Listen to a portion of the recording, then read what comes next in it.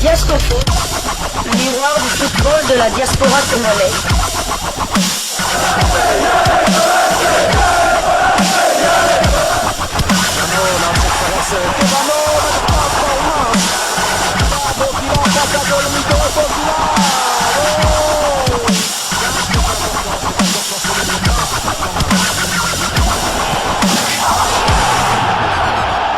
Diasco Foot, le miroir du football de la diaspora congolaise. Vous êtes sur Diasco Foot, le miroir du football de la diaspora congolaise. Diasco Foot vous dit bonjour, tout le plaisir est pour nous de vous retrouver, mais surtout de savoir que vous êtes nombreux en train de suivre votre chaîne YouTube dédiée uniquement aux footballeurs de la diaspora congolaise.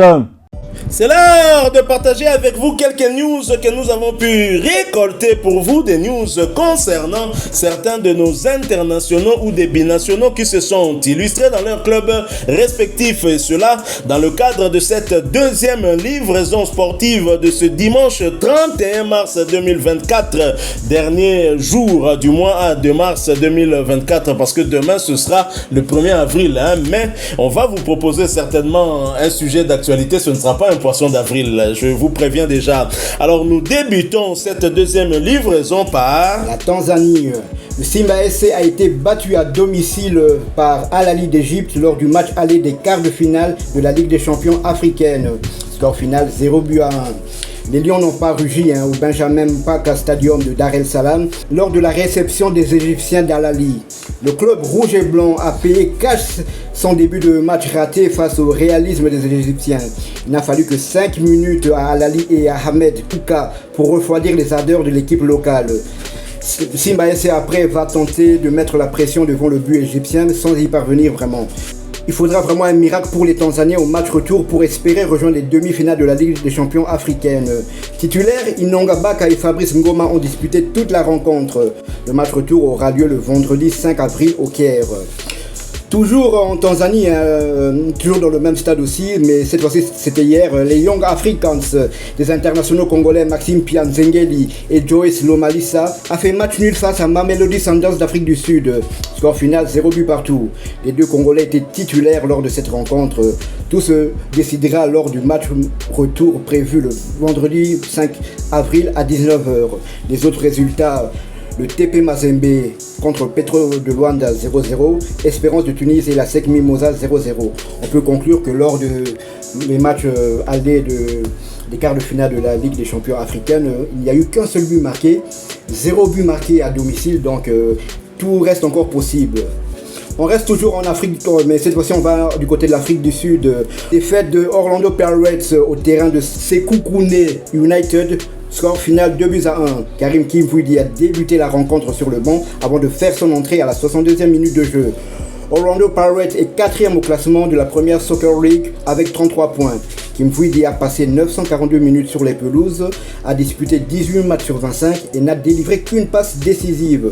Prochain rendez-vous pour les Pirates, le mercredi 3 avril, ils se déplaceront à Swallows pour le compte de la 29e journée de la première Soccer League. Et la 22e journée, pardon.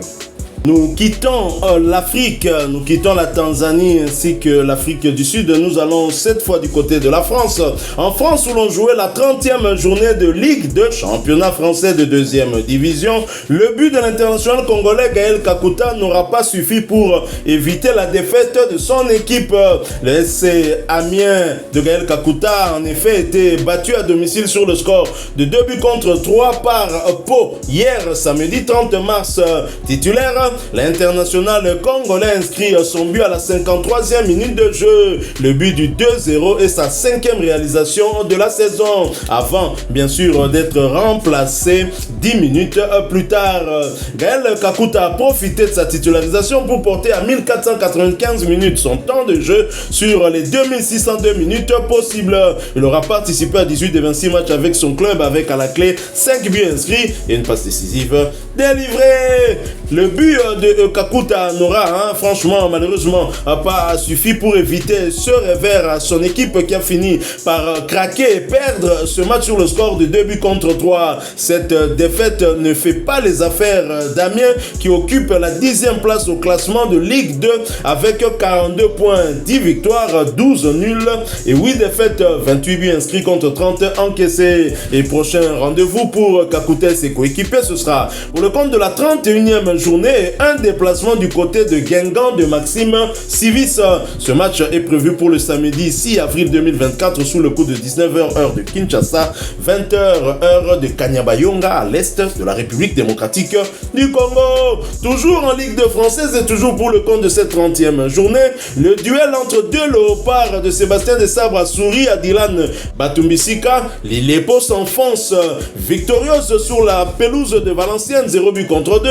L'AS Saint-Etienne confirme sa dynamique et reste un candidat sérieux pour la montée en Ligue 1. Du côté des locaux, l'opération maintien devient de plus en plus difficile puisque Valenciennes reste relégable et continue à s'enfoncer. De retour dans les 11 de départ, l'international congolais Claudie Lilepo Maccabi a disputé l'intégralité de cette rencontre, portant à 1546 minutes son temps de jeu sur les 2583 minutes possibles.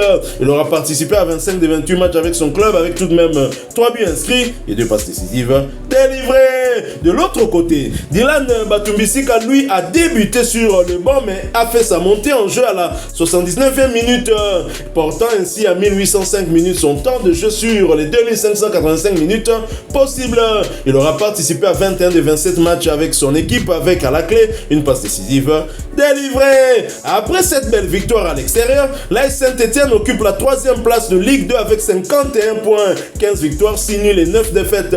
Ils ont inscrit 38 buts contre 23 encaissés. Et prochain rendez-vous pour l'AS Saint-Etienne, ce sera pour le compte de la 31e journée et la réception de Concarneau le samedi 6 avril 2024 sous le coup de 15h heure de Kinshasa, 16h heure de Saké. Nous sommes toujours à l'est de la République démocratique du Congo. Valenciennes, après ce revers à domicile, occupe la 20e mai. C'est la dernière place de Ligue 2 avec 17 petits points, 2 victoires, 11 nuls et 17 défaites.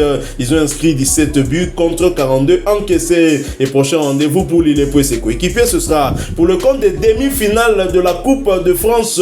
Et ce match contre l'Olympique Lyonnais le mardi 2 avril 2024 sous le coup de 20h45 heure de Kinshasa, 21h45 heure de Goma, toujours à l'est de la République démocratique du Congo. Je veux dire que les carottes sont cuites pour Lilepo. Donc son club va sans doute descendre et il ne reste plus que la Coupe de France pour sauver la saison et ce sera un morceau très dur face à l'Olympique Lyonnais. Mais une bonne nouvelle quand même pour Lilepo qui a retrouvé une place de titulaire après des semaines et des semaines de disette. Ça, c'est une très bonne chose. C'est vraiment une très bonne chose. Hein? Et Valenciennes qui sera reléguée en 3e division. Est-ce que Lilepo va continuer? Question mark. Tout à fait. Nous allons cette fois-ci du côté de la Serbie. Après 3 rencontres sans succès, le Partizan de Belgrade a battu le Spartak Subotica sur le score de 1-0. Ado Kalulu était titulaire avant d'être remplacé à la 66e minute de jeu. Son temps de jeu est de 1853 minutes sur 3178. Il a disputé 30 matchs sur les 33, a marqué 3 buts et délivré 4 passes décisives. Le Partizan de Belgrade est 2e avec 64 points derrière son rival historique, l'Étoile Rouge de Belgrade et l'équipe du Gabonais Gelor Kanga. Prochain rendez-vous pour Ado Kalulu et le Partizan Belgrade, ça sera le mercredi 3 avril. Ils vont se déplacer à Voždovac pour le compte de la 29e journée du championnat serbe. Nous quittons la Serbie mais également l'Europe. Nous allons cette fois du côté du Moyen-Orient en Arabie Saoudite où l'on jouait la 25e journée de la Saudi Pro League, championnat saoudien de première division.